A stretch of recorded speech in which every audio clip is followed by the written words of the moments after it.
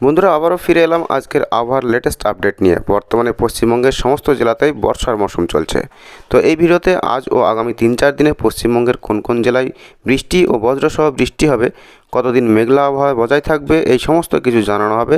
সেই সাথে আসাম, ত্রিপুরা ও বাংলাদেশের লেটেস্ট আবহাওয়া সম্পর্কেও আপডেট দেওয়া হবে। সুতরাং সম্পূর্ণ ভিডিওটির সঙ্গে থাকবেন। ভিডিওটি ভালো লাগলে লাইক করবেন আর চ্যানেলটি সাবস্ক্রাইব করে রাখবেন আবহাওয়ার লেটেস্ট আপডেট সবার আগে পাওয়ার জন্য।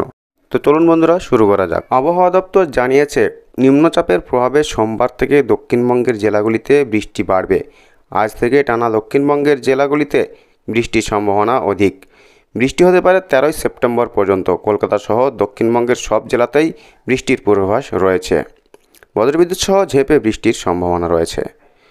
আজ ও আগামীকাল কলকাতা সহ হাওড়া, দক্ষিণ 24 পরগনা, পূর্ব মেদিনীপুর, বাঁকুড়া, বীরভূম এবং মুর্শিদাবাদের বেশ কিছু জায়গায় বিক্ষিপ্তভাবে বজ্রবিদ্যুৎ সহ বৃষ্টির সম্ভাবনা রয়েছে। মঙ্গলবার ভারী বৃষ্টির পূর্বাভাস 2 মেদিনীপুর, 2 24 পরগনা, বাঁকুড়া, ঝাড়গ্রামের কোনো কোনো অংশে। আগামী 24 ঘন্টায় কলকাতা ও সংলগ্ন এলাকার আকাশ অংশত মেঘলা থাকতে পারে। ভারী বৃষ্টির সম্ভাবনা নেই তিলোত্তমায়। 2-1 পশলা হালকা বৃষ্টির সম্ভাবনা থাকছে। এদিন শহরের সর্বোচ্চ তাপমাত্রা থাকতে পারে 34 ডিগ্রি সেলসিয়াসের আশেপাশে। ওদিকে নিম্নচাপের জেরে উত্তাল হতে পারে সমুদ্র। ইতিমধ্যেই মৎস্যজীবীদের সমুদ্রে যাওয়ার উপর নিষেধাজ্ঞা জারি করা হয়েছে। আজ উত্তরবঙ্গে ভারী বৃষ্টির পূর্বাভাস নেই। বজ্রবিদ্যুৎ সহ বৃষ্টি হতে পারে উত্তরবঙ্গের জলপাইগুড়ি, কালিম্পং, আলিপুরদুয়ার ও দার্জিলিংয়ে। উত্তরের প্রায় সমস্ত জেলাতেই আপাতত বিক্ষিপ্তভাবে হালকা থেকে মাঝারি বৃষ্টি চলবে।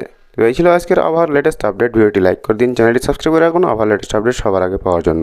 Thank you friends, thank you for watching the video.